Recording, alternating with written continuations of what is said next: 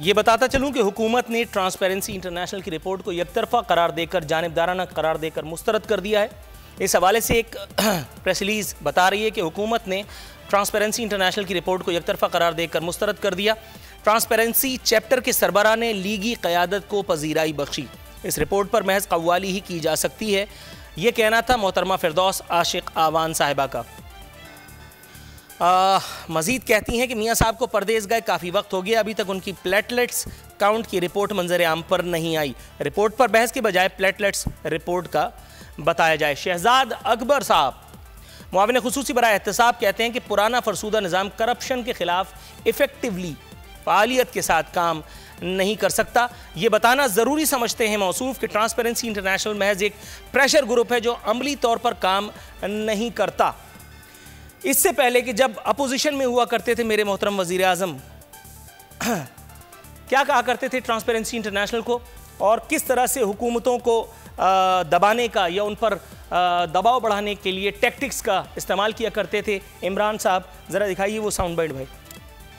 एक साल में वही ट्रांसपेरेंसी इंटरनेशनल कहती है कि करप्शन पाकिस्तान में 20% बढ़ गई। पाकिस्तान की हुकूमत दुनिया की करप्ट तरीन हुकूमतों में ट्रांसपेरेंसी इंटरनेशनल के मुताबिक समझी जाती है। ट्रांसपेरेंसी इंटरनेशनल कहा है कि पाकिस्तान ने माशाल्लाह एक ही जगह तरक्की की और वो करप्शन में तरक्की की है।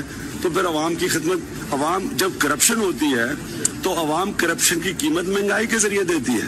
एक इंटरनेशनल इदारा है जो दुनिया में हर मुल्क में देखता है कितनी करप्शन, उसका नाम है ट्रांसपेरेंसी इंटरनेशनल।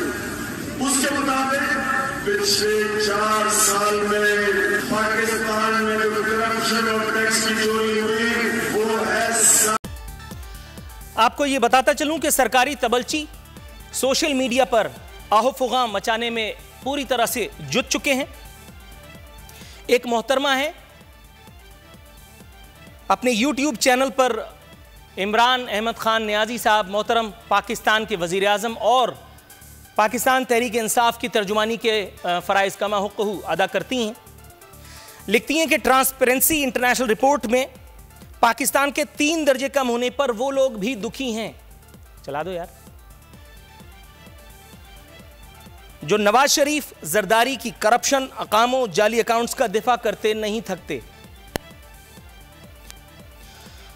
इसके अलावा एक और मौसूफ हैं जो अगर सियासत में होते तो यकीनन बहुत कामयाब होते, लेकिन आजकल बदकिस्मती से सहाफत कर रहे हैं। अल्लाह ने चाहा तो इंशाअल्लाह ताला बहुत से दीगर नामों की तरह वो भी आने वाले कुछ दिनों में पाकिस्तान तहरीक इंसाफ ज्वाइन कर लेंगे। बताते हैं कि खान साहब ने पाकिस्तान को दुनिया के सामने एक ब्रांड बना दिया है। पाकिस्तान की दुनिया अब पाकिस्तान को सुनना चाहती है, अहमियत देना चाहती है, हमारे साथ खड़ा होना चाहती है और हमारे मौक़िफ़ की तायीद करती है। ये सब कुछ मेरे खान की ईमानदारी, बहादुरी, साफ गोई और मुल्क से मोहब्बत की वजह से हुआ। शुक्र है मेरे रब्बा,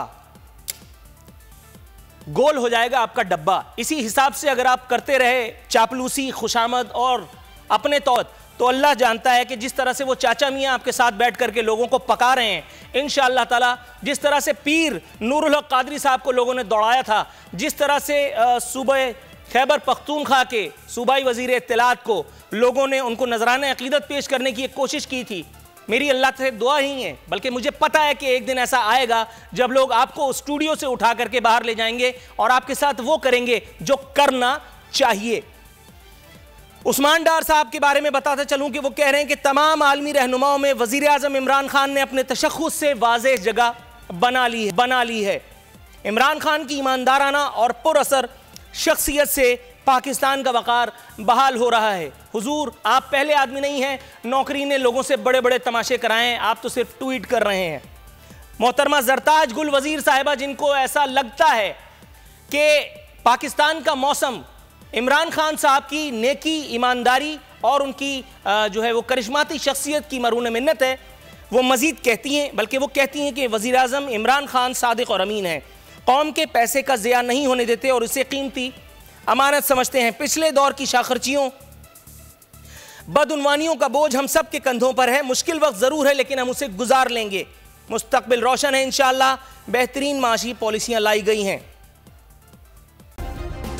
सब्सक्राइब करें और बेल दबाएं ताकि कोई खबर रह न जाए।